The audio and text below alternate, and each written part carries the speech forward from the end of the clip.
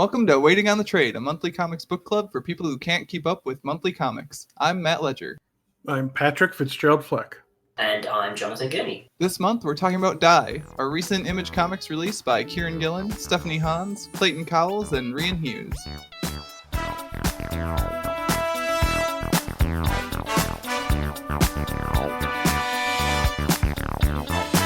Now, in case you all need a refresher, Die is a story in which a group of 40-somethings relive the horrors of their teenage years, except those horrors are actual factual D&D style horrors, not just like getting shoved into lockers and stuff.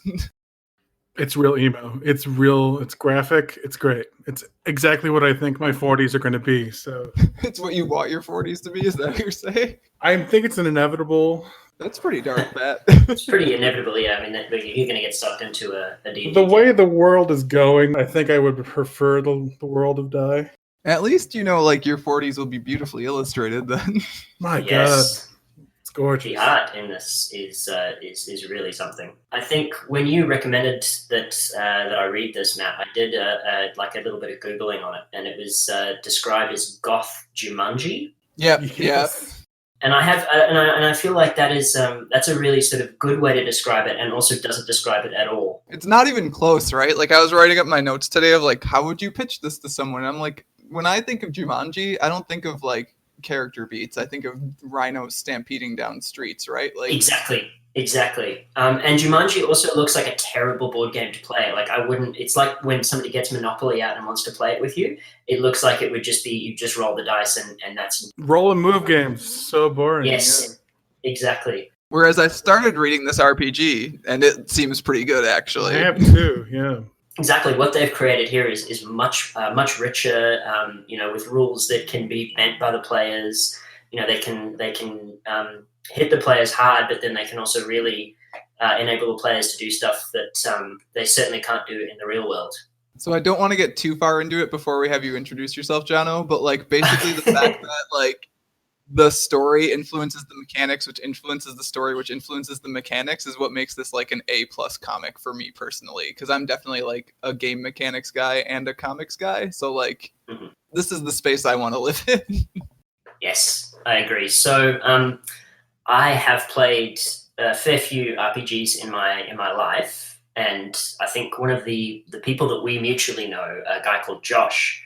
He was the sort of he could run games that very similar to this, where if you could convince him that your character could do this or would do this, he wouldn't try and put barriers in your way. He would just let it play out, and that often meant that we died horribly, but at least we died because of decisions that we've made. Choices you made, yeah. Exactly. Yeah. Yeah, Pat and I played a game with Josh back here in the U.S. A couple times. I don't know if our listeners know this yet, but Jono, you're over there in Australia. Yeah. Okay. Wait. Great. Sorry. Probably should. Time out. Let's actually do an introduction before we go any further. How dare you, Pat? I just, How dare you force narrative structure on this Pat, podcast? somebody has to railroad, and it's going to be you. I was gonna say, I know who our DM is right now. You're gonna get to the encounters I designed because I put time in. Damn it! I don't care if you want to go somewhere else. Okay, so yes, my name is Jonathan. I do live in Australia, Western Australia specifically. More specific than that, in Albany, which is a small town in Western Australia. And I met Matt at Murdoch University at the same time that I met Callum and Josh, who we've just been talking about. I guess I didn't read comics growing up because I grew up in Zimbabwe, where you don't really have comic book shops. But I did have access to things like Calvin and Hobbes and a lot of Dilbert and things like that an uncle would buy. So I'd read a lot of those. And then really, I think when I started hanging out with you guys at Murdoch, that's when I sort of found out that there was comic book shops in Perth, which I probably should have known sooner. You guys really introduced me to a lot of other sort of comic books. So yeah, that's me in a very small nutshell. I specifically remember us taking like train rides into Perth. It was just like the three of us, you, me, and Cal, who hosted our My Love Story episode. And like just the three of us were basically going to go to the comic shop, and like that's what we were going to do that day. And those were pretty great trips. Yes, those were amazing days. Literally no other responsibilities. I mean, maybe some uni assignments, but like no other responsibilities, and then we could just go and enjoy ourselves there. Yeah. Yeah, that's pretty good. And then you'd kind of like fallen off comics since then, right? I know you had a tough time like getting a hold of stuff too. That's right. So moving to Albany did mean giving up the comic book shops of Perth. It's only a 5-hour drive if I want to go and buy something. But I still keep up with a lot of web comics. Those have certainly been a great sort of stopgap, so to speak. But then Matt introduced me to Comixology, the app, which I had no idea existed, and that has once again I'm back on the bandwagon. Been slowly working my way through Love Story and obviously Die, and then just gonna really see what else I can get my hands on. What else are you excited to read in the near future? Do you have like a list at all? Well, you see, I'm a bit difficult because I don't really enjoy superhero comics as much. Mostly because I think that there's just this. It's really intimidating as someone who sort of hasn't kept up with them over the years to sort of get into them.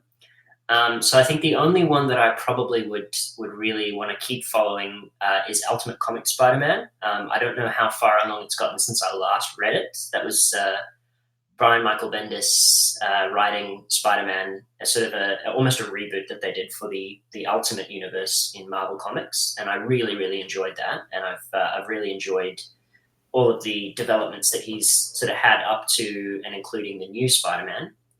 So I probably want to keep reading that. I am looking forward to picking up Seconds, which you guys have covered in a previous episode by Brian Lee O'Malley. Very keen to read that as well.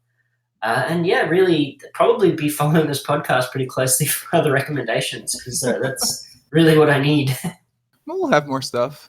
Might have some more stuff before the end of the episode too. We've got a couple things on deck for like if you like Die, read this. Yes, there's actually a great webcomic that I'll talk more about when we get to that part of the podcast. Ooh, I wonder if it's the same one that I have. Ooh. It probably is. If it ends in world, I think it probably is the same one. It's not. That's great. Oh, even better. That's great. Yeah. So I do look forward to those recommendations. Yeah, webcomics is actually like one of my blind spots, so I'm very excited for both of those actually. Yeah, and webcomics have been an interesting one because I think even when I'm back in Zimbabwe, it's one of the few that I keep up with.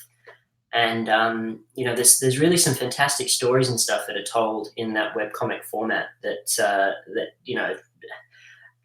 I'd love to buy the books of those, put it that way. Like, even though I can get it all for free online, it's one of those sorts of things that I would definitely enjoy rereading again and again.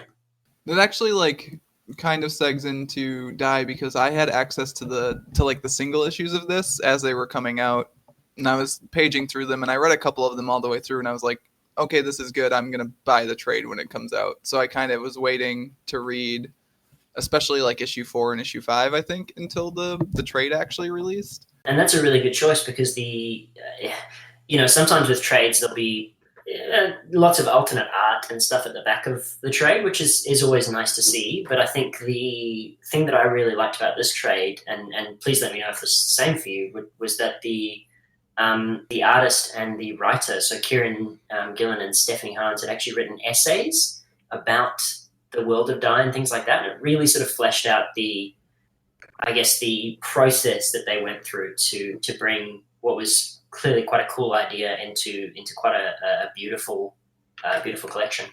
Yeah, so normally those sorts of essays actually like people don't collect in their trades for Image because they want you to buy the single issues to get those. So like if they hadn't been collected in the trade, I probably would have bought the single issues online because I also bought it through Comixology. Mm-hmm. But seeing that the essays were going to be in the trade anyways made it easier to get the trade, which was nice from a buyer's perspective at least. Yes, and that is, I guess, as somebody who does not have a huge background in comic books, something that is friendly to the buyer is also quite important to me. Yeah, yes. But like I basically couldn't avoid this book when it was announced. Like I get Kieron Gillen's newsletter because I'm signed up for it. I read Wicked and Divine, which is one of his other series, and there was like a 3-page trailer for this series in there. And then Was also there? like there was in the issues issues like or a in single issue, yeah. Okay. So you're probably not caught up to it yet, Pat. But yeah, there's like a 3-page trailer, and I think it was like issue 30 something or whatever Awesome. for Die. it's like well deserved as well. I think it's clear that the work that's gone into this there's been it's not something that he's just come up with this year and decided to publish. It's clearly something that's sort of percolated for a good few years. Well, it's the perfect time to release it too. D&D has never been as popular as it has been these past few 5 years. Yeah, it's crazy. Even, via official Wizard of the Coast numbers, I think both Dungeons and Dragons and Magic the Gathering, which is a game I play a lot of, had their best years in 2018 and 2019 because people are just getting into all that stuff at this point. Yeah. And that's another thing. I mean, I might not have access to a comic book shop in Albany, but we do have a first-rate board game shop that has regular D&D nights, regular Magic the Gathering, all those sorts of things that are probably a bit more social. It's a huge space where people come together and they play those. So, that's sort of even in country Australia, that's happening. I was gonna say we've kind of talked about our individual sort of RPG or game experience. I know I've played D&D itself a couple times at this point in my life, and then other RPGs things. I ran a Dungeon World campaign for a bit that Pat was in. Yep. I'm playing a Star Trek Adventures campaign that Pat's running right now. I mean, we did one session. Let's not call it a campaign yet. Well, now we have to finish it because it's recorded. It's recorded. It's going to happen. Let's see. I know when we were in Australia, we played. Oh, I can't remember what it was. It was a noir one. Yes, it was Worlds of Darkness. Yeah. That was also a really good one. That's again, the focus is more on narrative than on mechanics. And recently, I think they got in a little bit of trouble because they sort of almost veered into some of the territory that Dye covers in some of the sort of the trickier issues. So I think that the publisher is kind of sort of taking a look at how they sort of phrase things and stuff like that, which is just more proof, I guess, that these sorts of things are becoming so widespread that you do kind of have to take your audience into account. It's not just not just the audience will find it. It's so widespread now that you've kind of got to think about how you're representing people. Yeah, and I think part of what people are picking up on as these games are becoming more and more popular is that it's not just rolling dice and monsters and stats and level advancements. It's a narrative tool, and it's a tool for teaching people how to accept and process change. There's a lot of yes-anding in role-playing. Yes. Yeah, it's very much an improvisation, isn't it? Well, it's also so varied. Think of any kind of fantastical setting or even historical or modern day setting you want to do, and there's probably an RPG that's made for that. Yeah, exactly. Or they can be easily tweaked to be that. So or you it's can pretty make great. your own, yeah. Yeah. Which is what's on display here, right? There's a 170-page RPG behind this 5-issue, the 5 issues worth of comics we've read so far, which is nuts to me. It just makes me feel like an inadequate writer. As a person who writes things sometimes. I do get that feeling as well, yeah. I suppose that's probably one of the more selfish reasons that I used to love playing Dungeons and Dragons and DMing was because it's a chance to force people to basically read your story. Right. which is, I hope that I wasn't as bad as that, but I definitely sort of, I will absolutely put my hand up and say that is one of the reasons I love playing Dungeons and Dragons is for that purpose. Yeah, I wonder if Kieron sort of, I don't want to say cheated, but you can run a campaign of Dye and it sort of writes the story for the encounters that he could run. I don't know, the first encounter with the Fallen they have in issue 2, you could run that in a game with players to get you ideas for the issue. It's an interesting. But did you notice he actually just completely skips that battle because he's oh, this is the boring intro battle that everyone has in their first D&D campaign, and it's just sure. He's kind of establishes everyone's powers. There's that really beautiful shot of Angela in her Neo costume, but then basically when Matthew's sword fires up, they just skip from there because he's nah. Exactly, and I think that's almost a running theme. Is once Matt's sword gets going, it's pretty much game over. Yeah. I don't know. I'm glad that Kieron kept with the tradition of paladins being the most boring class to play. Yes. That's rude, man. I'm sorry. It's just how I feel. I was actually going to try to start us on the path of who's your favorite character rather than talking about the intricate. I think the character Matthew is great. I think the class. Yes, absolutely. Grief Knight is just a magic sword that insults you. That sounds it's something fun. from Adventure Time. Like, I was because when I was doing my research for this, I did come across an article where some like a website was playing the game with Kieron, and he talks about the Grief Knight, and the way that he talks about it. And I don't know if this will come more into play as Die unfolds, but he mentions that the Grief Knight can power their thing with emotions, but it's once those emotions are taken, they're gone. So it's almost like, will the Grief Knight, once they return to wherever, are they actually able to feel stuff, or are they sort of boiled dry? Yeah. Oh, see, that hasn't like quite come through yet, so I'm interested to see that come through. Ash makes Matt upset about his mother's funeral, so like when he comes back, that's not something he'll feel sadness from. But then it's gone, yeah. Potentially, yeah. I think the example that he uses is because the emotional thing is actually a spectrum. So the example that they used was that they had a joy night. So the joy night uses somebody's memory of their wedding day or something like that, and then that memory is gone, or that emotional thing like is the gone. connection to it, right? Like you would exactly, day, but not remember like the emotions associated with it. That'd be terrible. Yeah, that is much scarier. Yeah, actually, like I'd rather the whole memory be gone, I feel like, than not have the emotion associated with it. Which is a theme again later on, as we see. No, I looked up the wheel of emotions today, and I was also thinking about like how D&D characters can shift alignment. I wonder if like Matthew will be able to like shift emotions potentially in the series. That was something that I hope so, because it does not seem like it's a particularly healthy class to play. No, right? No. His journey from issue like 2 to issue 5 too is very, I don't know, just like interesting in that in issue 2 he's very much like, Ash, don't talk to me, don't make me feel sad, and in issue 5 he's just like, give it to me. He's just like, we gotta get this done. Yeah. Exactly. Wants to go home. I'm already feeling it. Anyways.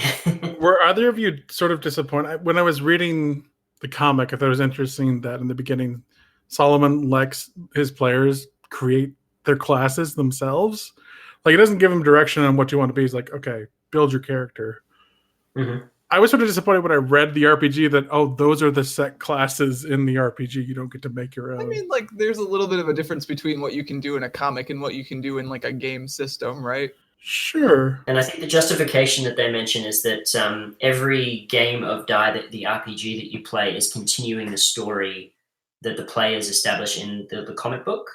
So you're not playing it as Matt and Patrick and things like that. You're playing it as people who've heard the story about the characters in Die, these kids that disappeared for 2 years, and then that's so. I think that might be some of the justification, but I mean, also probably mechanical wise, yeah.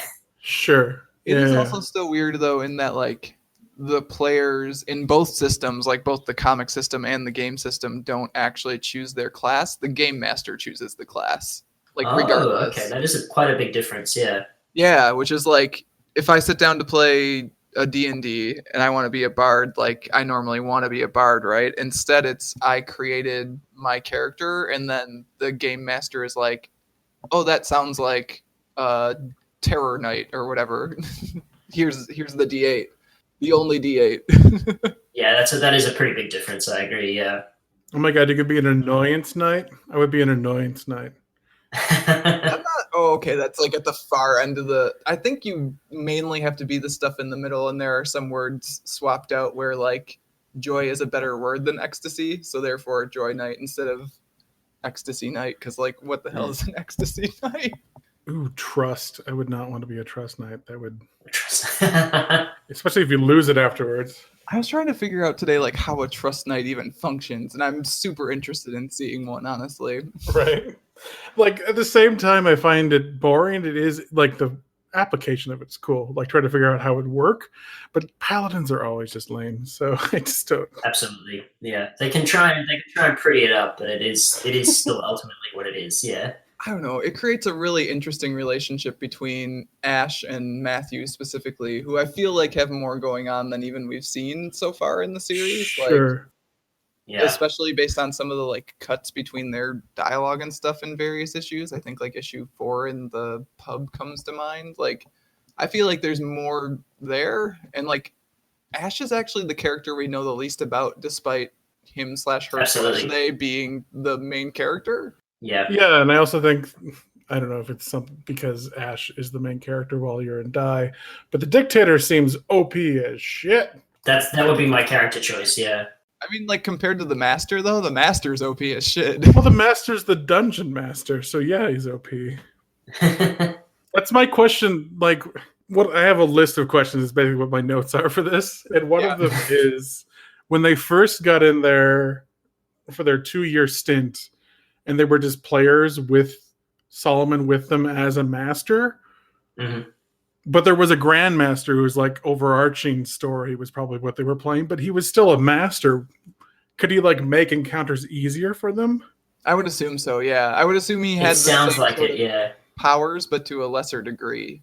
That's right, and I think he runs out. He doesn't have like limitless power, so he can only do a few things at once, and then he has to. He can't rewrite rules, but he can work within them. Yeah, bend them but not break them. Right. Yeah.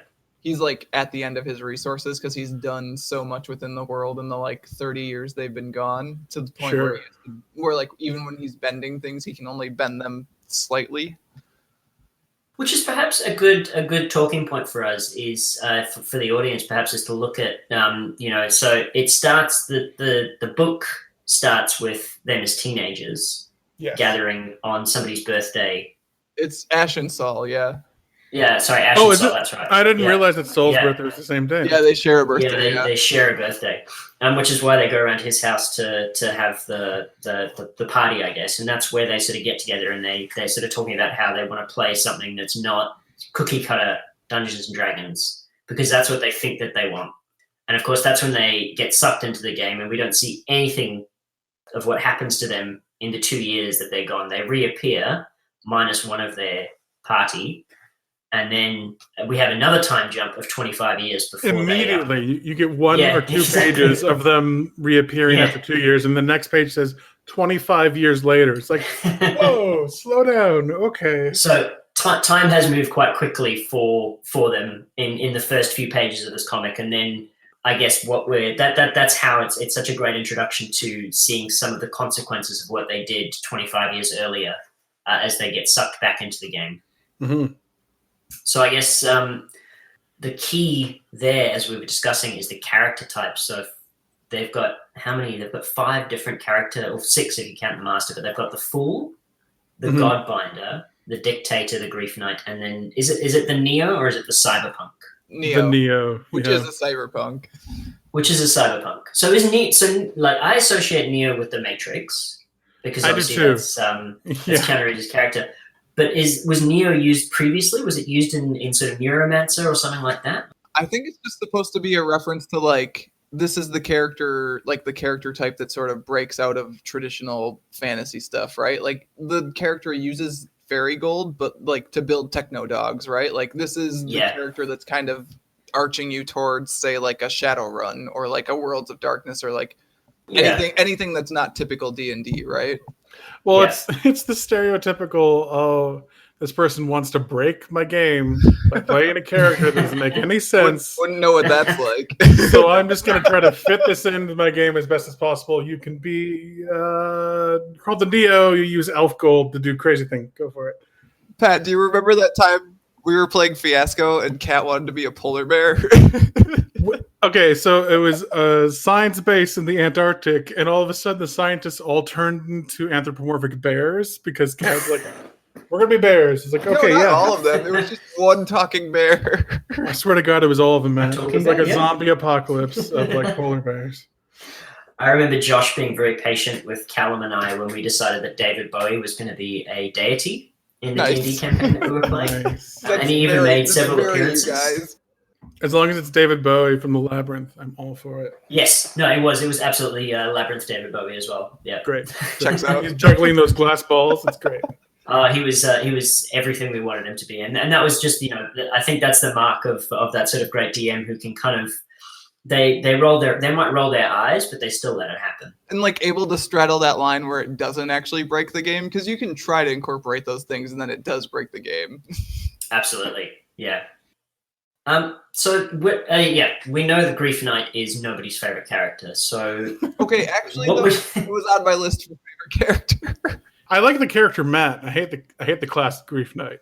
Yeah, like the absolutely. background of the character who's gone through some shit, and like the story that he tells about when were you the bravest was great because it wasn't like they was back to back with like adventure stories of being brave, and then his was trying to be brave when his daughter's life was in danger because he can't show the fear that he's feeling because he doesn't want his daughter to be scared, and it's like, oh Yeah, that was a very affecting story as well. I like, it's sort of one of those kind of very quiet, and he tells it so quietly compared to the others. It's all sort of boastful stories of courage and like that, and his is a much quieter and far braver than the ones that have come before him.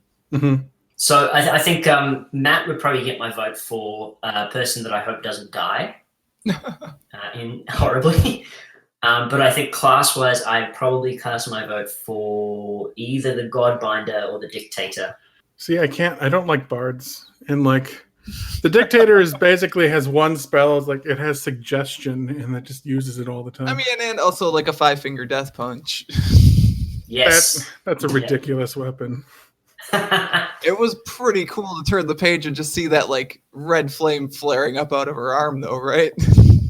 Exactly, and I think the journey from not wanting to turn things into a war to getting to that point was quite quickly that they sort of went from we didn't want to immediately go to that point to now we've had enough. And I mean, it's such like an intimate weapon too, right? In the same way that the Dictator's like emotional manipulation is intimate, like you have to be close to the person to use it. Is that built into the Dictator class, or is that something Ash got for herself? I'm not sure, honestly. I didn't read enough of the RPG to know, but I assume it's built into the Dictator class. Because like her character design is interesting because she has the long white hair, but I think half of her face is like burned or something. She definitely has like a red eye.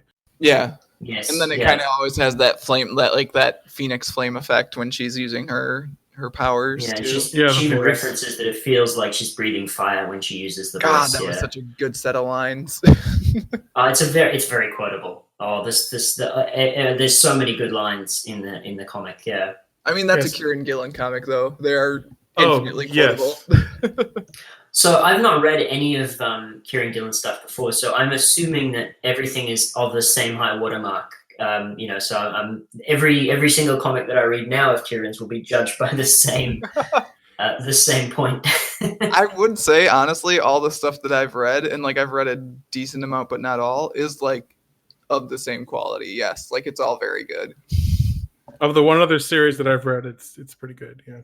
No, I wouldn't. I don't think I'd be the Dictator because coming up with those poetic like phrases on the fly wouldn't be something I would enjoy. Maybe it comes with the power suite. Maybe you just learn to do it. No, I don't know. The Neo is sort of cool, but I didn't quite breaks the game. As a DM myself, it's like, just stop it. Eternal Prussia, what are you doing? How does it break the game? I think being able to hack an entire army of mechanized things to destroy a town is pretty OP. We were talking about like classes that can bend the actual laws of physics. Yeah, but I mean, the Neo then dictated the existence of Eternal Prussia, which is sort of cool and like. I don't think it dictates the existence of Eternal Prussia. Eternal Prussia and Little England are like the little war's fabric that then the rest of it is built on top of, which is a thing that we should talk about actually, is like the world is actually built sort of like in historical layers of like... Oh, that is. Well, I mean, a good chunk of it is like Glasstown is the quote unquote first city, which like...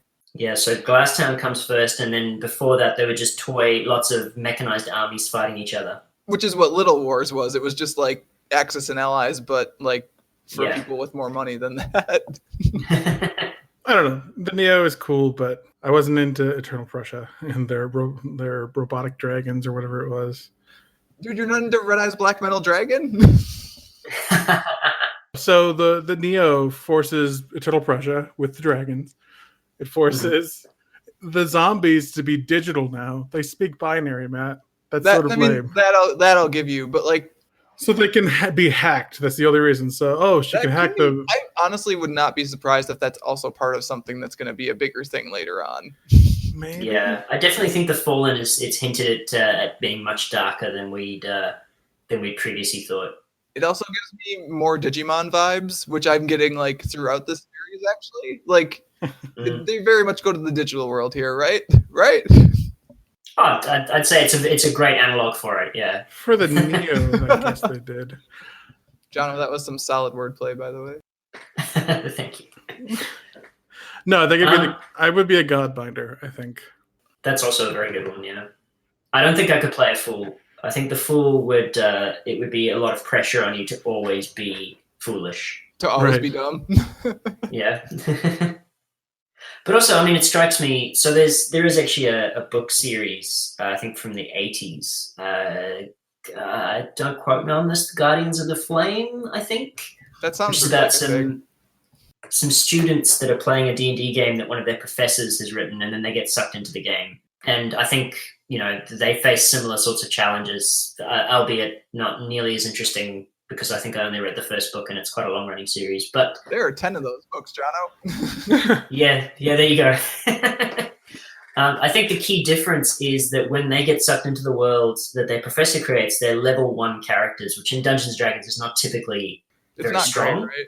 Mm-hmm. Whereas these guys seem to be like, I mean, the Godbinder already has, conservatively 4 gods to call on. And the Dictator can, as we see with rather awful consequences, can bind people to stay alive even after they've died. Yeah, they're fully powered here. yeah, I'd say that they're level 20, possibly epic, yeah. And I think that makes for a more interesting story as well. Yeah, no, I agree. Matt, did you say which class you would be? I think I was leaning towards, and you're going to I feel like you're going to reach through the computer and punch me, Pat, but I was leaning towards either some form of knight or a Neo. Oh, man. The two classes you're in. It takes all sorts for a party, though, right? I really enjoy the psychology behind the emotion knights, and the Neo to me is I enjoy powers that have inherent limitations, in the same way that I think I would maybe gravitate towards a Godbinder too, of you have to owe them favors and do things for them, right? It's not just hey, I prayed to you, do cool shit for me. Yeah, I could see that. Yeah. So all 3 of those classes kind of have limitations to them in ways that I think the Grandmaster and the Dictator and the Fool even don't. I don't even know exactly what the Fool's power is, so much as to just he's lucky. Yeah, be super lucky and not die. in the real world RPG, the Fool gets a 6-sided die and then gets to write 6 on another side of the die, so they have better chance of rolling 6s. The Fool is my terrible cleric that couldn't heal anyone in that D&D campaign. Oh my god, he was worthless, Matt. He was worthless. So bad. We all died. That's always the difficult thing with having a party that can actually have a healer as well, isn't it? Yeah. Yes. Yeah. No, my cleric was the absolute worst, but was the only character that made it through that session without dying somehow. Bizarre. You didn't heal us. That's why you were more concerned about you. I'm surprised you don't want to be the face of the party with the Dictator. I feel like you would be the first one to try to talk your way out of things. That's too much emotional manipulation for me, man. You don't have to use your dictatorship. I mean, then what are you doing? Fair enough. Would the Dictator's powers work on party members? It did. I mean, they're under a chaos at the very beginning. Yeah. The Dictator's power works on the Dictator, which is a little scary. Right? Yeah.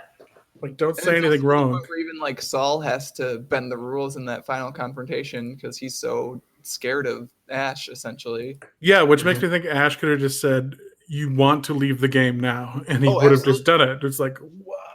The whole story could have been over in issue 1, but A, that's not interesting, and B, you could overpower the Grandmaster. That's crazy. I mean, that's cool, though, because it shows, the give and take even of these different, quote-unquote OP classes, too, right? Where if one of them is OP in one area, the other one, can overpower them in their specific skill, I guess. Well, in that one, he rewrote the rules of the game to prevent it from happening, so... Sure, but still got 5-figure death punched. Yeah. Maybe that dagger's a little OP, too. I don't know. It's got no range, though. It has 0 range, yeah, Pat. Very close to the person. I really love being able to discuss the game mechanics of it alongside the actual storytelling aspect of it. It really just is my thing, in the way that when you guys let me pick a comic for this session, this was the comic I was going to pick pretty much hands down, especially because we're all kind of RPG people too. Sure. Yeah.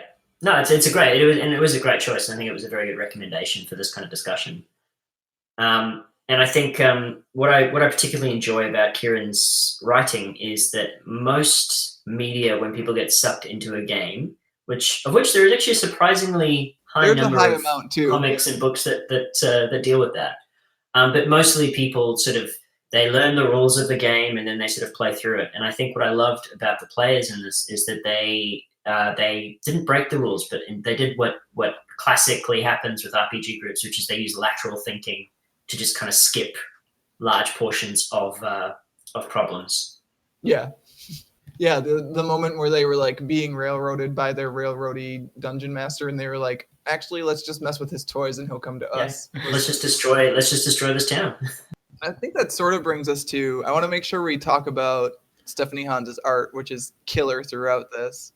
It's gorgeous. Thought about it here is I remember the last basically panel of issue 4 is just like a really, like, for a lot of it by that point Hans had started like doing defined lines and stuff on people, and in that very last panel of 4, Ash kind of like is radiating demonic emotion. Yeah, like the lines are all kind of gone, and that was a really cool take on that panel. And I was kind of just like wondering how you guys felt about A, the art overall, B, the fact that like the color schemes are just like incredible throughout this, even from page to page. Very bright and colorful. Yes, it contrasts dark with bright splashes of color, and it's really evocative. Especially issue 1, where even before reading that essay in the back where Stephanie talks about like how she was kind of using like this muted color palette until they got to the world of Dai, like you can see it on the page. Like there's that one page basically where Dominic is about to smash Saul's Dai. I love that like the that brain. page is one of my favorite pages. Yeah. It's gorgeous. Yeah. It's a really fantastic sort of marriage between the obviously the hard work of the writer and just the artist. It's one of those partnerships that you can see that they're both kind of on the same page in terms of what they want, and it's beautiful. Yeah, and it seems like from reading the back matter, like not just Kieron but Stephanie has like a lot of RPG experience also, so I think kind of knows what she wants to get across with each of these characters too. Like is building details in each of them, like Chuck having his Dai as like an earring versus the rest of them kind of have them like protected. Chuck is just like throwing his out, here it is, to the world basically. He's the fool. I mean, yeah, right? Like there's lots of little stuff like that I think is artistic choice more than like authorial choice, which is pretty neat. Yeah. I did enjoy seeing the Wheel of Sacred Emotions on one of the statues. They reference it, and that's obviously the diagram that also determines the grief knight, all the different emotional states. We got to get more knights at some point because like there's no way. I think we had a Joy Knight, the Knight of Kisses. And we also had, I feel like we had one other one. They mentioned Rage Knight, I think, too, at some point. But. So that means that some NPCs are the same class as the players, which is interesting. I mean, apparently, or I mean, maybe they're other players, right? If the Fallen are all other players too, like they do mention dictators not being trusted, which speaks to there being more than one dictator for sure. Yeah. So like maybe that's where all of our people are if we run our own game of Dai someday. But yeah, I feel like in issue 1, Stephanie's art was maybe like a little bit static to start, but like it definitely picks up. It's the real world for the most of it, so there's not much. I was wondering if it was that or if it was just like it took her a little bit to, because I know she does a lot of covers and less like interiors and like actual narrative before this, at least. Yeah. Did any of you notice? I think it's like when the magic die starts going crazy. There's one panel where I think Dominic's hair didn't get drawn in. Yeah, there was something like that panel. I noticed a couple weird things. He looks real bald and shocked in that. I'll need to go back and have a look at that. I didn't know who it was. That's why I like, wait, who is that? I had to go back and the shirt because I was like, that doesn't look like it's Matthew's shirt from the previous page. Person standing next to Isabel. Oh my God, it's Dominic. What happened to him? But this is like all nitpicky nonsense. The book is beautiful. No, it's one strand of hair that she forgot to draw in. But yeah, Matt, we have to at least say something negative, so it doesn't sound like we're being paid. That's true. We have to be even-handed, right? But yeah, you can really tell she had lots of fun with Ash's like flowing white hair and the red coming out. It's gorgeous every single time. I mean, even just that first shot of like the world of Dai, where the whole thing has been kind of like tight cuts the whole time of like characters' faces and like movements, and like nothing is really like panoramic until that very first shot in like the world of Dai, where it's a bunch of like Lord of the Rings ass statues built into a canyon and like them streaking through the sky.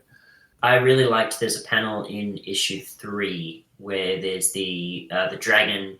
I think it's just standing. It's a static panel, but it's beautiful. It just really, it's like just the line art and everything, and it really sort of drives home the difference between what we see as dragons and what the world of Dai has as dragons, or particularly at least what Eternal Prussia uses as dragons, the chlorine and cordite.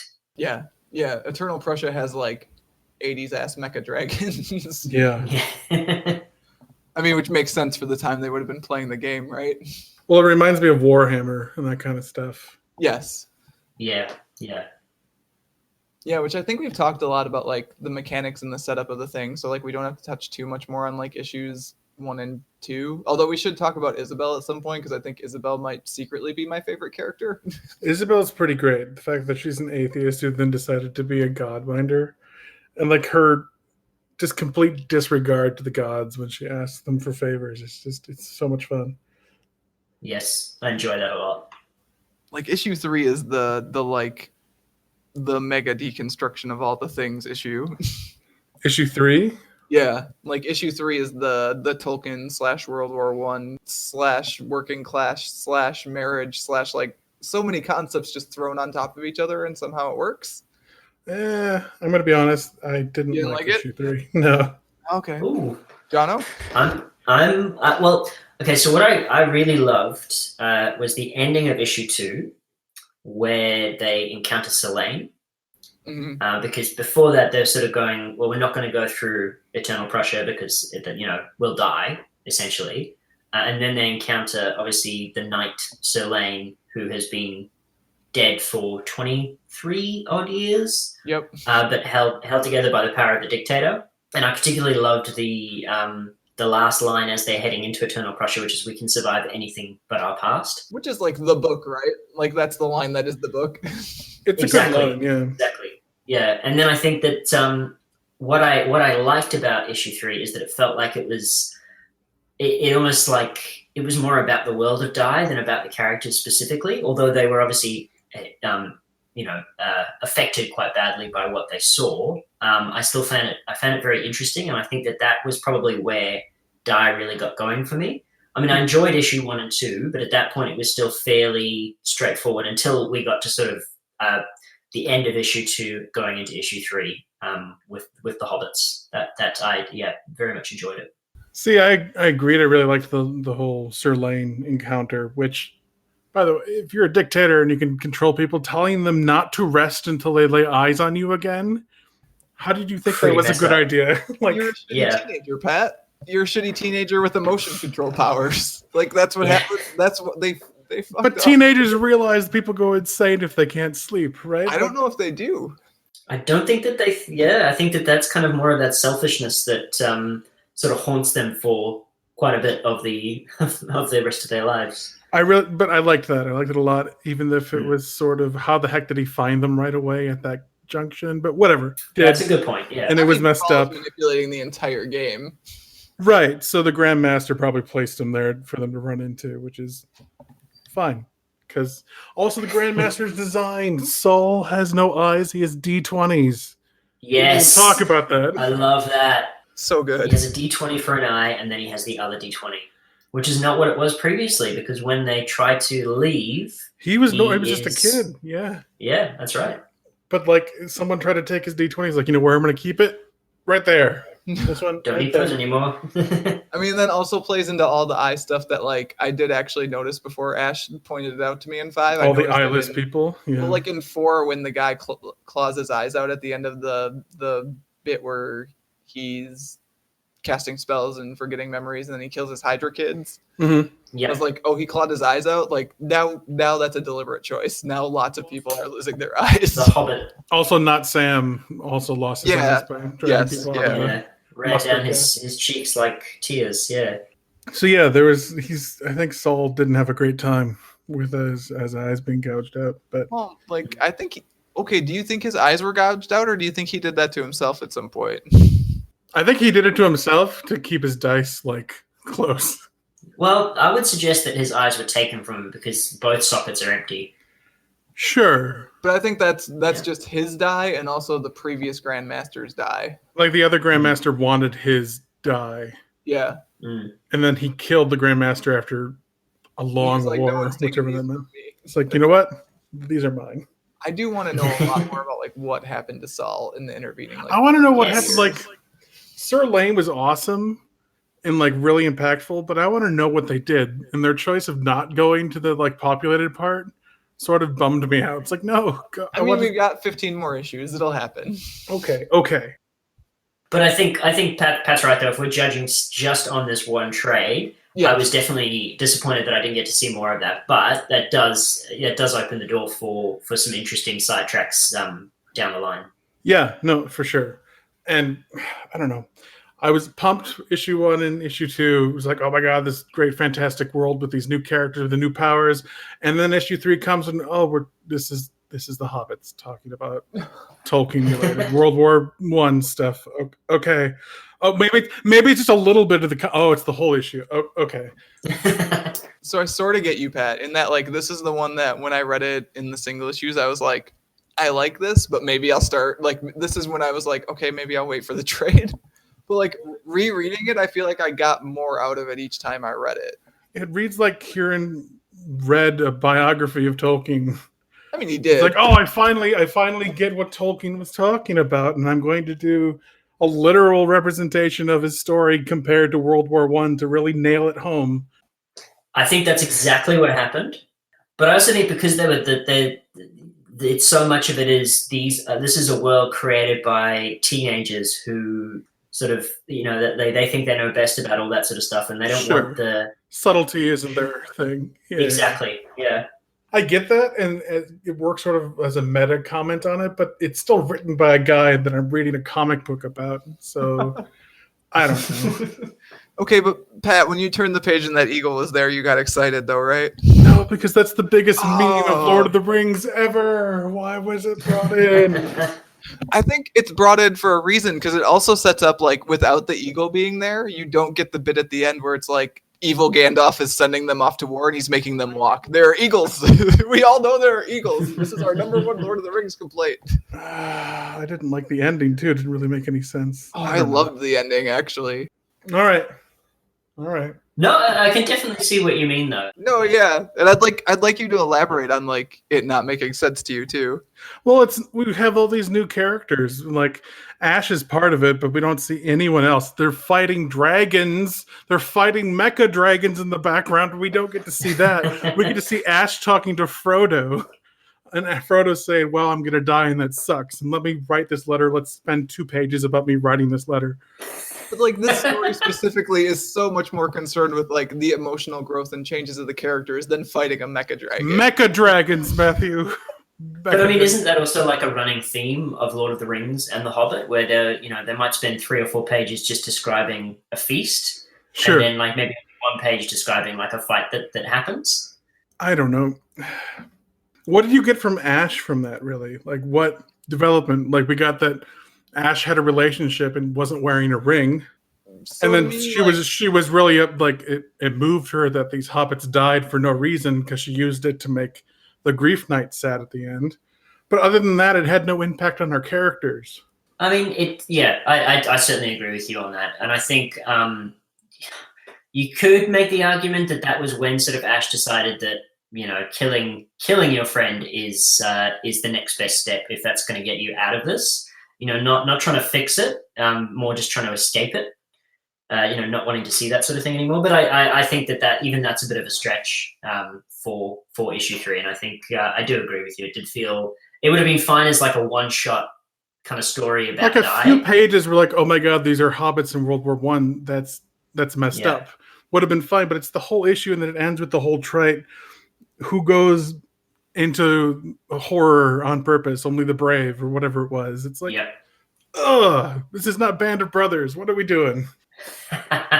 Look, and I think speaking from somebody who lives in Albany, and Albany has a huge connection to World War One. Absolutely. We have a whole museum dedicated to it and things like that. I can definitely understand that kind of thing can be a bit trite when you're thinking about the actual war. It's not just brave people who went; everybody had to go, and yeah. So it's almost even as a meta commentary, it might fall slightly short. I have nothing against writing about the horrors of war, and certainly World War One is horrific, but it's not what I was reading Die for. I think that's really fair, yeah. But you enjoyed it, and I can appreciate that too. No, I mean, like, I completely understand your reaction, and like, I think I had a similar reaction the first time I read it, so I'm trying to figure out like what got me. I just think if it was another issue of the crazy stuff of issue 2 or issue 4, that would be amazing. Like the crazy stuff, the new like fantastic locations we saw. If that was what we got, would we get hobbits in a trench? I kind of appreciated backing off the gas a little bit, actually. I feel like. All right. But I do actually, like, I will give you this, like, knowing that there are only 20 issues of this comic, because especially on the single issues, it goes, like, through the 20 faces of the die on the back. So, like, each issue is, like, 1 had 1 highlighted and 2 had 2 highlighted, and, like, eventually it'll get to 20 and the series will be done, I think. I don't think that's been confirmed, but, like, that is what makes sense. The numbers of the issues of this. Yeah, and, like, on the back of the trade even, it's a D4, and each trade has 5 issues in it. So, like... So, like, if you only have 20 issues, do we want to spend an issue on this? I argue it's interesting, but, like, it's also very much in my wheelhouse in a way that maybe it's not in other people's wheelhouses also, where it's, like, examining the backstory of just, like... I'm all for it. This thing. But I wasn't for it in this. Like, Star Trek, when they do, like, the crazy, like, comments about what's the point? What's war good for? Absolutely nothing. I'm there for it. But when you got mecha dragons, come on. No, I understand where you're coming from, but I think I fall on Matt's side for it as well. Sure. No, fair enough. Yeah. Fair enough. It does explain the whole, like, we get to see Tolkien as a master of a realm in a fantasy world. Yes. That's cool. Yeah.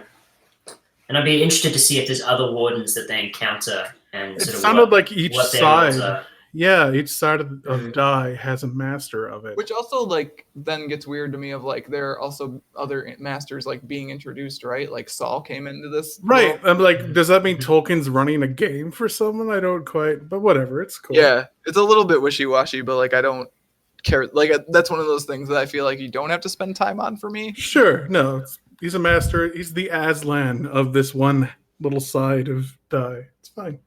Do you think Aslan will feature?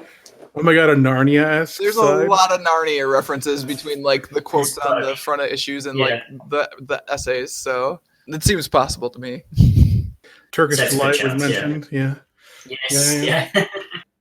All right, so after Hobbits in World War One, we got Glasstown, right? Glasstown. Come to Glasstown, that's right. The first world of Die.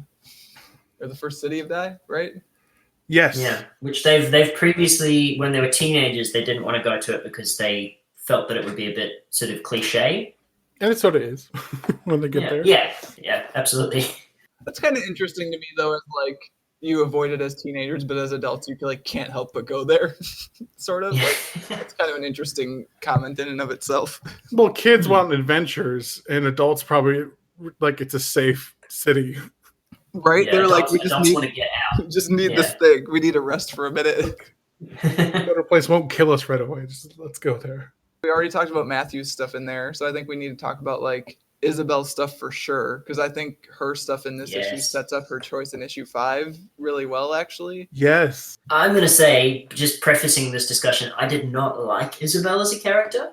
More that I did not like the character of Isabel. So as a character, understand why you need somebody like that in there. And I certainly felt that, again, much like with Matt, this was a point where I became more interested in the character.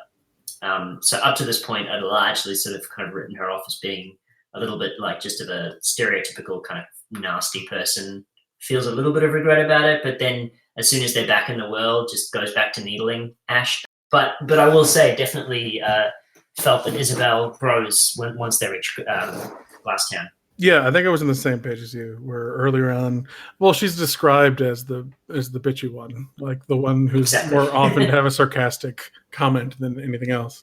But yeah, this issue where like she's forced to read her diaries to a conclave of worshippers. I can tell you that would suck. We talked about journaling, right?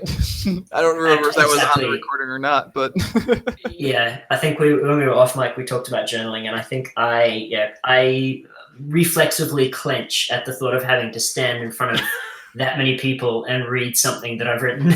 Especially like if it was the stuff that I wrote 25 years ago. Like if I had to read the like weird angsty essays I wrote in college to people, I would just clenching even tighter now. Yeah, I'd be out.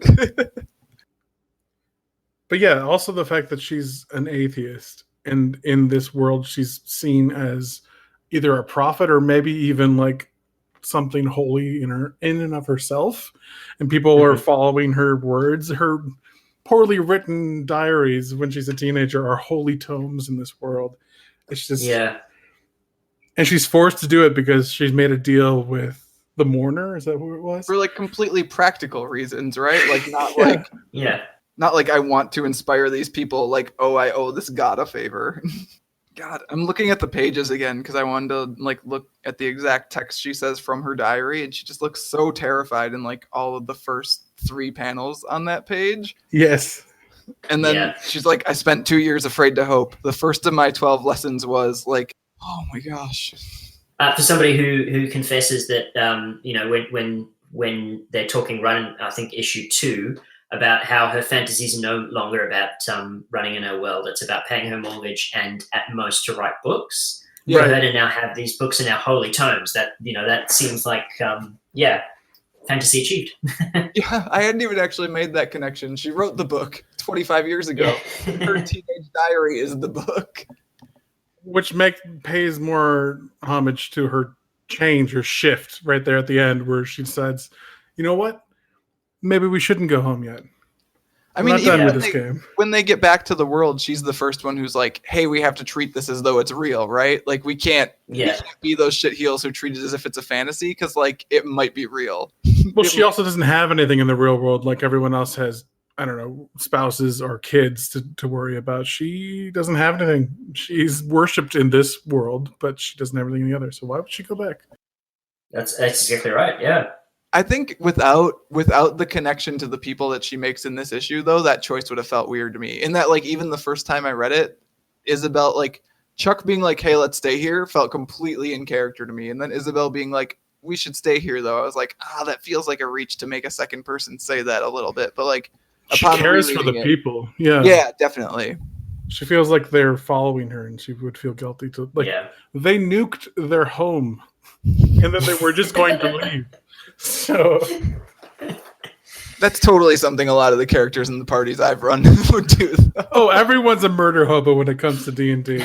Well, there's even that line in the essay or no, not in the back. It's in the issue when Ash is talking about the Neo. He's like, I don't understand why people don't like care about rogues being rogues in D&D. Like everyone is thieves, right? Yeah. Like, yeah.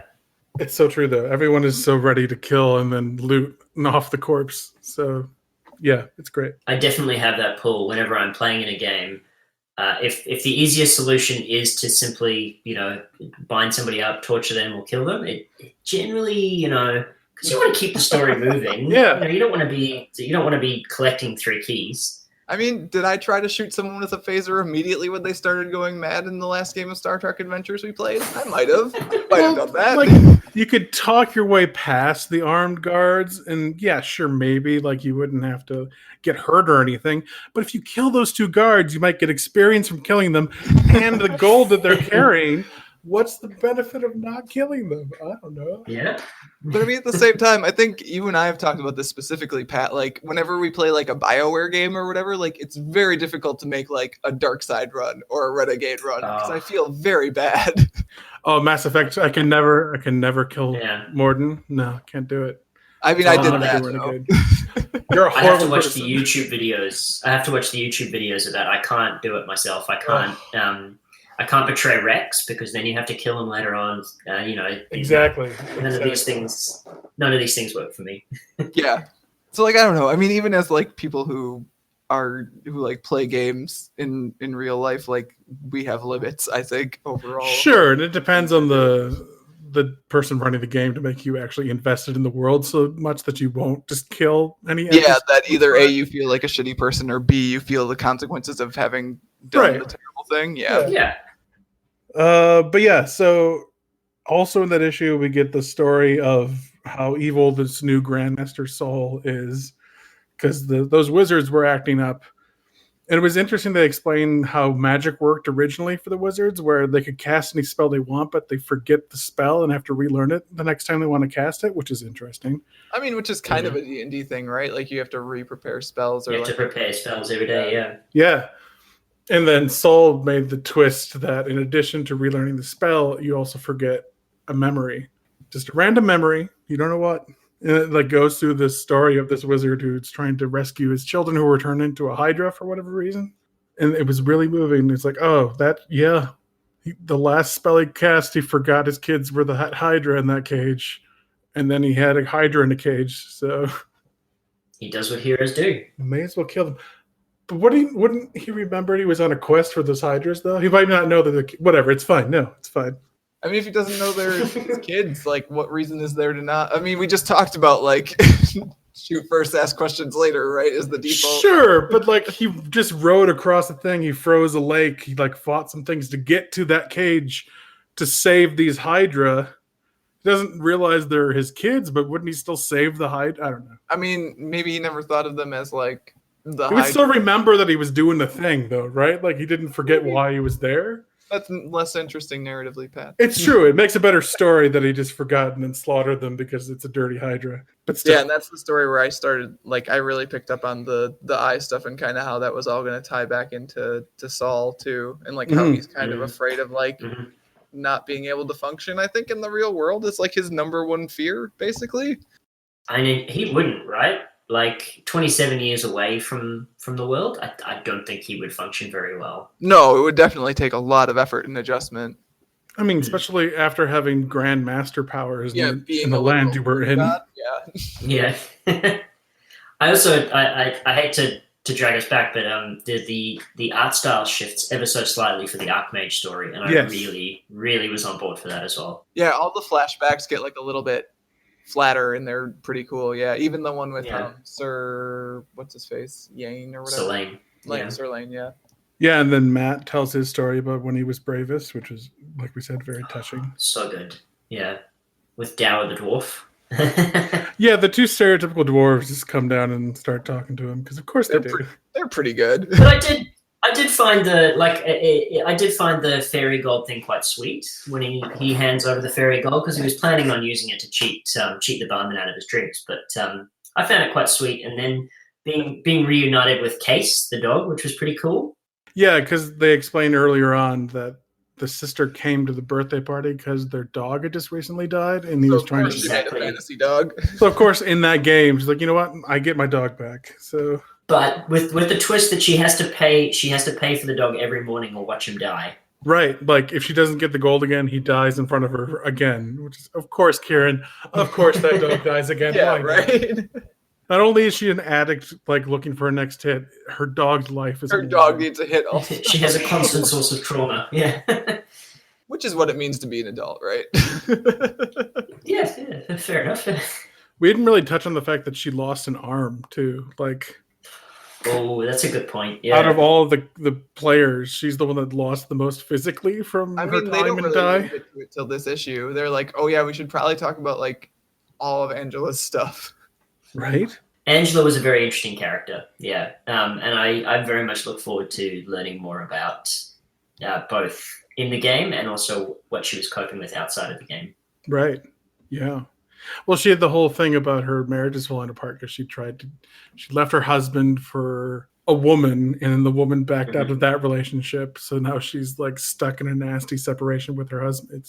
It's messy. And she's supposed to be picking up the kids when she gets sucked into the game world. So that's a whole crazy ticking clock of things on you. Yeah, no, no one's life is great, and they're trying to You make the notice best how of it. even in like this issue, that's a lot about like going into people's backstories and stuff, to the point where even Chuck kind of gets like a moment, like Ash kind of dodges her moment. Yeah, Yeah. I think it's interesting that Ash recognizes that she hasn't apologized to her sister, and she's like, "I should do that now," and then she doesn't. Like, Yeah, and like Yeah. also Isabel walks in and says like the very quote unquote woke thing about like, hey, we should talk about like your fluid gender and sexuality and what's going on with that, because we're at the pub and that's a good place to do these sorts of things. Which yeah, like I really And enjoyed that. we now have the vocabulary to talk about those things Yeah, as well.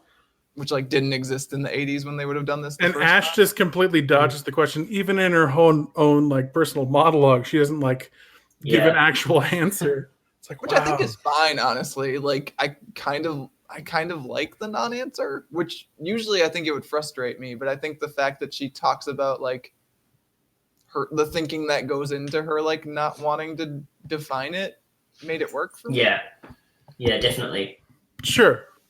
But again, we still just know like the absolute least about Ash, even to the point where like we get non-answers to questions in this set of friends needling each other at the pub scenes. And we saw that she has had romantic trysts with men as a woman in this world. Yeah. Sir Lane was, so Ash is an enigma. I feel like she and Matt had a thing somehow. I don't know. I just like I have this. I would say that is there is a suggestion of that, definitely. You think Matt? I think for sure Saul and her. Yes, and I Dominic. think that there was the potential for something with Sol and Dominic, and then whether or not they ever actually got to do anything, because then the game happened.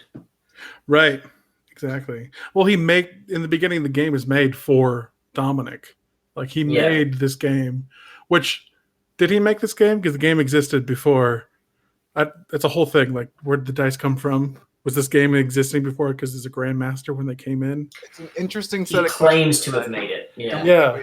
Answer to yeah. Okay, but so he says, "I made this game for you," and then what's really moving is after the final, the interstitials after the end of the comics, where they show like younger selves in the real world doing things that like relate to their characters. That's beautiful. Yeah, it's really great. Like it shows Dominic and his sister playing a video game, or Chuck with his boombox radio. But the last one after Ash just stabbed Solomon and killed him, it's a cute picture of Dominic and Solomon playing game like really close to each other. So I think they're really getting that there might have been a romantic like tension, if not actual relationship between them. Yeah. And so then you think back to Sir Lane. How would Sol have coped being in the party when that was going on? Right. Yeah. Potentially that was why Sir Lane pops up straight away as soon as they're back in the world. Throws it back in her face immediately. Yeah. Yeah. Yeah, I think that takes us pretty cleanly into issue 5, which is like the cliffhanger that makes me want the next issue immediately. Issue 5 was interesting. I think I still feel that they went pretty quickly from our friend Solomon is alive to, all right, we've killed Solomon, now we can go back to the real world. Yes. Yeah. I think the end of issue 4 through 5, Ash is not a good character. No, definitely not. She knows that though. She's scared of becoming that person again, and then like has to become that person in order to get out. I'm pretty sure Ash is an evil character. So I would agree with you. Yeah, like maybe neutral evil. Well, willing to do bad things to get their way is neutral evil. So I feel like that fits Ash pretty well. We're not allowed to use alliance. Kieron Gillen said he doesn't like. I don't care what Kieron likes or not. He wrote a thing about hobbits I wasn't hot on. So, but no, Ash does. This is her plan through and through. So I mean, but like, does not want to kill Saul. Is left with that as pretty much an only option. Saul did force her hand literally. So yeah, I get it. It's like, you know what? Let's just kill him. He's dead now. He wasn't going to come with us anyways. And everyone's so shocked, too, in that next scene. Like, when she looks back at everyone else, they're just like, you just killed him. I mean, but, like, Ash has been thinking about this since issue 1, right? Like, when Ash was like, it's not war yet, and then you hear her monologue, and she's like, that yet is pretty loaded. Like, you're pretty clued in by like right there that like if it comes to it, Ash is gonna do what needs to be done. Sure, but when you're a dictator and you can just command people to do things, wouldn't you just like shut him down for the requisite amount of time and then? I mean, not during daytime in Glasstown though. I know, but how long is daytime in Glasstown? Is it daytime for years? Who knows? It's the refracting out of the protective glass. It stays. But no, it's a pretty epic final issue for the trade. Definitely. I think really enjoyed the hacking of Eternal Prussia as well. I like the idea of that sort of the weird shaped bunker that the Neo breaks into. I mean, Jono, you were talking about lateral thinking earlier, and like the lateral thinking on display in this issue is just like crazy sauce. It's like we have to break the barrier, destroy the town, also save all the townspeople. How do we do all those things? And also then like actually fight Saul once Saul shows up. I would suggest that it's only because of the character development that Isabel goes through that saving the town people actually even features on that list. Absolutely. I mean, I think in the first place, again, Isabel was the one who was like, hey, we have to treat it as though it's real. So like, I think regardless, Isabel they would have figured something out. I think it's much more pressing to her in light of the like reading her diary that she had to do. Yeah, we get the Neo hacking Eternal Prussia to attack Glasstown. And then we get Ash and Matt heading down to like destroy the protective barrier, which guarded by golems who have the face of a bully from high school or whatever it was. Yes, and again, you don't see Matt killing them, but yeah, all you see is the result. Right, Matt fucks things up. Yeah, you won't like him when he's sad. I mean, this time willingly though, which is a pretty big change. Sure. But then Matt, they destroy the barrier, and then Isabel the Godbinder makes a deal to create a magic passageway to get everyone out of town, and earns a favor in response, which doesn't even have to really make a deal. Yeah, which I enjoyed. I mean, Glasstown pays off a lot of her debts. Yeah, and then Chuck is Chuck. Hey, your game sucks. So let's talk about Chuck. Because I feel like he is the one who there's definitely more going on. I think we can agree beneath the surface of Chuck. Maybe. But maybe not at the same time. He's the one who's done the best out of the situation. Mm. We can all agree. Like he's made Portal of Pain, which is his book and movie deal, I presume, and potentially games as well. It's not quite clear. But also, for some reason, decides that he also wants to stay in the game world. So, what would you say his motivations are? That's the thing, right? Is like, even if he can do push-ups and stuff again, like if he actually enjoyed his life outside the world, he's not going to stay in the game world. Yeah. I don't know. He's growing older. In this world, he's a paragon or whatever they call him. Beautiful women will throw themselves at him. And then he will stab them. Yeah. Like, I don't know, when he's talking to Angela in issue 4 and he's saying like, I wasn't that shit of a boyfriend, was I? And she's like, yeah, you were. And like, he knows he was. He's just like, he's kidding around. He's self-aware, yeah. Dude's on his second wife. Like, I don't know, like I feel like he has a little bit more going on than he just wants to do push-ups, but we'll see. Yeah. It'll be interesting to see, yeah. Maybe. I hope so. And also, just as we see, he's the first person to recognize the threat that Ash poses when they decide to not leave the game. Yes. Because he immediately has a gun on her. Also, there are guns in this world, which you know. Yeah, that was the other thing. I mean, Eternal Prussia has like tanks, right? Then like metal dragons. Mecha dragons. But it looks like a revolver. I don't know. It's a revolver. It's just. Mm. But yeah, he pulls a gun. 6 shots, you know. 6 shots, D6, yeah. Hey. It's that kind of stuff that makes me just want to like slam my head into my computer and never write again. But I mean, I think, looking at what they've built, what they've had to build on, I think, it's those little details are so perfect. Yeah, I love the dice and die, and just like everything is so perfectly just meshes. It's pretty great. But yeah, so they kill Saul. Oops, he was a player. He's coming back. He's fallen now. Oh no. Did you guys see that coming? That like the players become fallen? I did not. No, that was actually quite a twist for me. Yeah. My question is, as the Grand Master, he still got those dice in his eyes. Can he still bend the rules of the game? Dude, I have no idea. Do they now have an undead Grand Master to deal with? I would be very surprised if he doesn't come back. Yeah. Well, like, who is the Grandmaster now? Also, right? Like, Is the Grandmaster even dead? I think he would be fallen as well, but he doesn't have his dice, which means he probably can't use his abilities.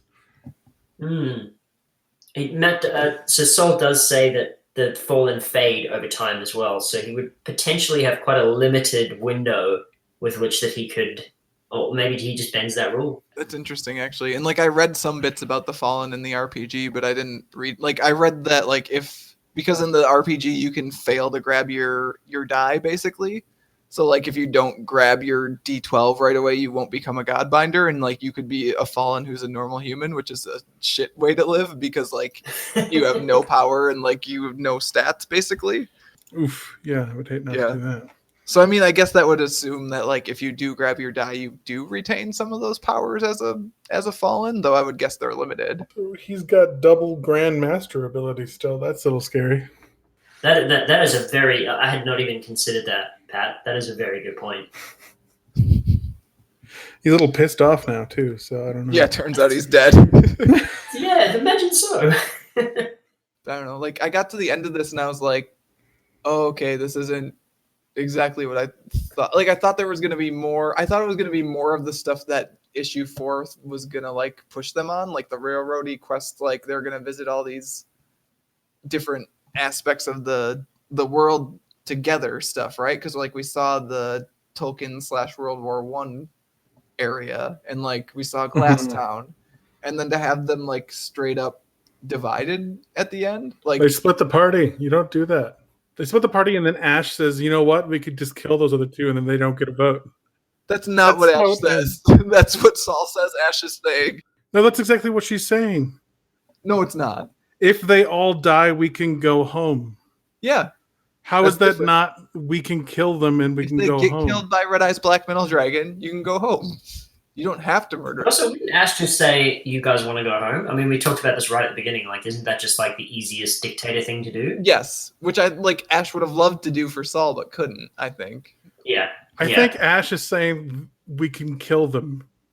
Okay, I'm flipping open the book again now because I'm pretty sure you're reading into it. No, she just killed Solomon because Solomon didn't That's want to a go last home. resort.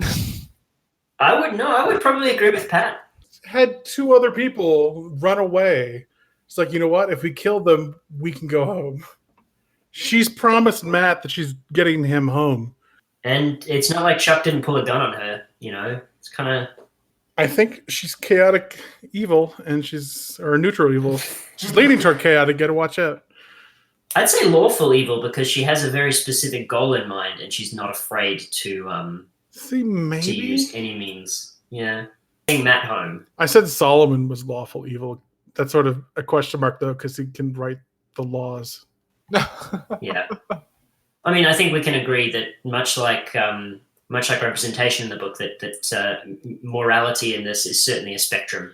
For sure. Yeah, I mean, this is an entire book about people changing over time, right? Like, that's the whole thing, is like, you throw these people who were teenagers in this world back into this world 25 years later, and the way they've changed informs like their decisions and interactions, basically. Like, It really is what they say, you can never go home. I think he says that that's the new age of the story that they're entering, the sepia age. You know, all of their memories are colored by time, and I think that definitely rings true for a lot of the black and white morality that they may have seen before sort of pales into much darker shades of grey when you've got like undead knights who you as a joke said that they would not be able to rest until they laid their eyes on you again, that sort of thing. Yeah, like, and didn't even think about the consequences of it, and then here you are 25 years later. 25 years of dead flesh. It's interesting they killed off the antagonist. Kieron just... I don't know if he's going to be the antagonist still, because, yeah, he might still have his Grandmaster abilities, but I felt like it sort of shifted the antagonist from Saul to Ash. Okay, oh man, I wouldn't disagree. I think that that's not an unreasonable. I don't think that's an unreasonable reading at all. I think that Ash is prepared to do what it takes, and that is a very dangerous position for somebody to take in, especially in somewhere where they've got that sort of power. She just destroyed a city. Was going to leave before she helped the people who city was destroyed. They She all killed a destroyed man. the city. But it was her idea. Yeah, and when people said maybe we should wait and help these people, she was like, "No, we have to leave." So, not good actions. I don't know. I will give you like one of the reasons she wants to leave is because she's afraid of the person that staying will turn her into. But like the actual choice to leave is a shitty choice at that point too. I'm getting the sense that as the story goes, Matt and Angela are going to turn against Ash because they're going to be repulsed by the actions she's taking. I wouldn't be I surprised. would definitely agree. Yeah. I think by the end, I think Ash is going to be the antagonist. I hope we still experience the story through Ash's perspective though, because I've really enjoyed that. I wouldn't mind jumping to the other characters, but I think I would find it very compelling to continue reading as Ash slowly becomes changed by the world, much in the same way that we believe Solomon was. Especially with the party split now, we're gonna have to jump to someone else's perspective, right? Like, yeah, because we can't do the we'll get an Isabel Chuck. Yeah. And definitely more hobbits, right? I mean, that has to happen. I just hope so, because I they've think got we might be so hobbited many out. other stories. We could go to Rivendell, it'd be great. But I do think that it does seem like the wizard will pop back up again as well. Maybe. I think that might just be a one-off. Might be done. Okay.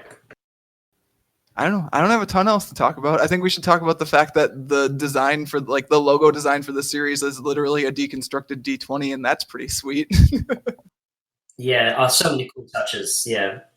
All the dice are all over the place, but yeah, the front logo is just a D20 broken up. Literally deconstructing the genre. Well, there's that panel, I think, at the end of 2, where it's the few sides of the D20 meeting, and you've got the barbed wire, you've got the ocean, and then you've got the sand, all on different sides of it, and that's really beautiful. Yeah, I'm excited. I want to read more. Yeah, definitely. So you would recommend this then, Matt? Yes. You have recommended. I mean, I forced you two to read it, so yes, I would recommend it. Forced is a very strong word. I was very happy to read this. Yeah. I'm glad you like I texted Pat today and I was like, because we hadn't actually talked about this, and usually we talk about the book a little bit via text message before we recorded, and I'm like, I texted Pat and I was like, I'm scared to ask whether you liked it, because if you don't like it, I feel like I don't want to talk to you. Too many hobbits. Too many hobbits. And that's a fair criticism, I think. Yeah, I would agree, actually. 4 hobbits is too many hobbits.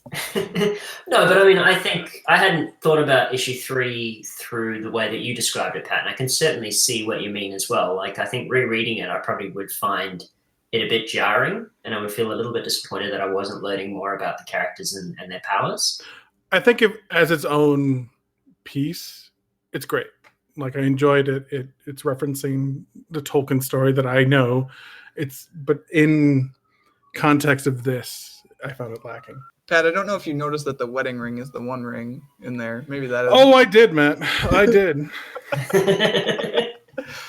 Not sold on that either. So there was actually a line in the essay for that issue where Kieran's like, it's either really good or really bad, and I'm not sure which it is. No, like, I read that too. It's like, yeah. Okay. Got some news for you, Kieran. But so, Jono, this was like a good return to print comics for you. Absolutely, yes. I would happily recommend it to people who play RPGs, and I would definitely recommend it just for. I think it's a good. It's almost like a Stephen King story, like It, where you have that time jump and the nostalgia and the loss and these people kind of going, well, maybe if we fixed the problem when we were young, we wouldn't now be having this years later. And I really, really appreciate and enjoy that aspect of it. Yeah, I think I would also recommend it. I was, like Matt was saying, we talked beforehand. I'm not sure which I would say is better, the Wicked and Divine series that Kieran has done or this one. I went back and read the first volume of Wicked and Divine, and that's real good too. It is really good. But I don't think you can go wrong by reading both, so let's just read both. Read both. I will. I'm going to pick up Wicked and Divine next. Yeah, do it. It's actually, it wraps up, I think, next month. The next to last issue just came out like last week as we're recording this. So I know. I thought I was caught up in trades, and all of a sudden there's 2 more trades to get. It's like, oh god, they're cranking them out. I mean, at this point, man, you could just wait. The thing's gonna be wrapped up, and like you can probably get all the trades in a couple months. It's interesting because it's got a lot of the same fields. It's people gaining godlike abilities suddenly, and like what it means in the real world, like in context to their real lives and what it does and what it does to people around them. So it's similar in that sense, but it's young people. It's like teenagers or like early 20s going through it. So they're doing like hormonal things or like more emotional acts with their crazy powers. So, like, building on that, actually, my first Kieron Gillen series, which is also a Gillen and Jamie McKelvey series, like Wiccan and the Divine is, was their Young Avengers at Marvel. And this feels like the book you would write, like, 10 years after writing Young Avengers. The not-so-young Avengers? Yeah, right? Like, where it's like Young Avengers, but turns out they figured out that they did dumb shit when they were young. Yeah. Like... Young Avengers is really good, though. I love that book to the point where, like, that's why I read Wickdiv, and then Wickdiv is why I read this, essentially. No, that's a good recommendation. I'll definitely take that up. Well, wait, I've got like tons more because this is so good. Like, if you like the whole role-playing aspect, I think Rat Queens is pretty fun. So is that Rat Queen? Rat Queens, which sort of plays off of the Dungeons and Dragons party trope. And there's a character in it, Hannah, who is like the sorceress of the group. Reminds me a whole lot of Ash. Yeah, sort of. Rat Queens runs into issues, though, later on. Yeah, Volume 1 and 2 is really great for Rat Queens. Volume 3 wasn't great, and I haven't read anything after that, so... Oh, that's cool. I'm happy to pick up the first 2 trades, yeah. Yeah, it's fun. It's more of a lighthearted story than this, which I guess wouldn't take much. I don't understand how you don't think Hobbits dying in a trench is lighthearted, Pat. I did have a good laugh when Sam died after saying I always wanted to see an elf, so a hearty chuckle. No, the webcomic that I would recommend, which is sort of similar in the fact that it's a young woman who gets thrown into a fantastical land and has to deal with that kind of world that she's in now, is Kill 6 Billion Demons. That already sounds great. It's amazing. The beginning's a little rough, but give it like a few pages and you'll. I was gonna say I still have to get past that beginning because you've recommended. Really do, Matt. It's.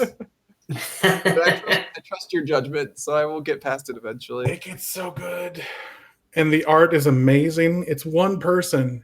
They write and illustrate, and it's just gorgeous. So yeah, get past the first rough pages, and you'll be set for a while.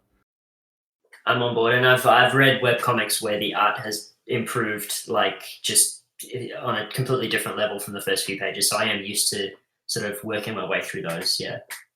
If I was to recommend something that is similar to this in the sort of somebody getting sucked into a role-playing game and then using their sort of game master knowledge to sort of play the rules, it's called Earth World. That's ERF World, all one word. It's a webcomic, and it's much more lighthearted than Die, that's for sure. But it still sort of does sort of kind of get the guy kind of gets to grips with the fact that he is he's a general, and sometimes people will die under his command, and it's good. It's much more sort of, he's more playing a kind of strategy game with units and things like that, and it's still got some really great moments. I think one of my favorite parts is that some of the creatures are like marshmallow peat dragons and things like that. Great. So yeah, highly recommend Earthworld. And one that's probably a little bit less about, it's more game referencey, but it's still quite good in some of its commentary. It's now finished. I think it's been finished for years, but it was 8-Bit Theater. And basically this guy was using Final Fantasy sprites to make a comic. And it's very, very enjoyable. Nice. Start to finish. Evil black mage doing evil things and often suffering as a result. So, like, in some cursory Googling, that's potentially by the same writer as Atomic Robo, Jono. Did you know that? That is exactly the same writer. That's how I found out about Atomic Robo. And he also does a few other funny one-shots like Warbot and accounting and things like that. I don't know how he doesn't look like on his website that he's been keeping up with most of his stuff. I think Atomic Robo probably takes all his time. Yeah, they've been putting out a lot of Atomic Robo, and like that's also now in webcomic form. Yeah, that's right. So yeah, no, I highly recommend those two. And if you really want to read more about D&D stuff, there is the Guardians of the Flame thing, but I don't know that I could recommend that because I could only get past book 1. Sure. So I have like a D&D adjacent book recommendation, actually. Like this is my non-comics recommendation for this. In the back matter, Kieron Gillen talks about some of the books he was reading as like inspiration and research for it. And his like role-playing history book, it seemed like was 5 books in one, and that sounds like a lot. I randomly happened across one at the library this summer that I really liked, which is called Of Dice and Men. And that was like really readable. Like I think I read it over the course of a weekend. And it's like a very good quick history of all the stuff that sort of leads into D&D being created and then kind of like becoming the phenomenon that it is now, essentially. It talks about all that like Little Wars stuff, and then the first playtest where like Gary Gygax and Dave Arneson are like getting together and like basically mashing their like rules Geneva, together. Wisconsin. Yeah, all that good stuff. Represent. One last one for me. Okay. Sandman Volume 5. If you want to just pick up Volume 5, don't worry, you don't have to read any other ones. That might be a lie. I don't remember. Can I pick up a volume of Sandman without having picked up other volumes of Sandman? This one honestly is pretty much standalone. Volume 5 is. I think I've got the first 2 essential Sandman. Ooh, nice. Yeah, it might be included, but it's a game of you, and it's its own like standalone story about Barbie. Is her name? She has an imaginary world, and the characters from it appear in the real world, and like it gets really crazy. And it reminded me a little bit of this story. Like there's even a trans character in it, which I thought was an interesting. Yeah, I do recall that. Yeah. So yeah, that if by any chance you have Sandman, or if you want to pick up Volume 5, it sort of stands by itself, and it's a trip. That is an excellent recommendation. I do remember that story, and it was very, very good. Yeah. All right, I think that's going to do it for this month's discussion of Die. As always, if you want to get in touch with Pat or me, you can find us on Twitter as @thehypnotoad, which is spelled very poorly, and @MattLedge, which is MAT_LEDGE, respectively. You could also email us at waitingonthetrade@gmail.com and read more comics-related goodness at mattreadscomics.com, where we actually have a link to our newly launched TeePublic store. Get that merch while it's hot. Get that merch. You can get mugs, stickers. I'm going to buy myself a mess of stickers, by the way. Oh, yeah, the stickers are going to be great. Stickers are good. Jono, where can people find you online, assuming you want to be found? Well, I have an Instagram account that people can find me at Jonathan Gurney. It's just photos of my cat and my dog and a few other things. So it's not particularly exciting, but people are welcome to find me on there if they want. It is the purest form of Instagram, though, right? The best way to use it. All right. Well, thanks, Jono, for coming on and talk Die with us. I had a fantastic time talking about this series, which I've wanted to just like blabber about for the last couple months. So I'm really glad you guys could both hop on and talk with me about it. Oh, thank you so much for having me, guys. It's been a real pleasure. Yeah. Join us next month when we'll be talking about Wotakoi, Love is Hard for an Otaku with Bryce Manning.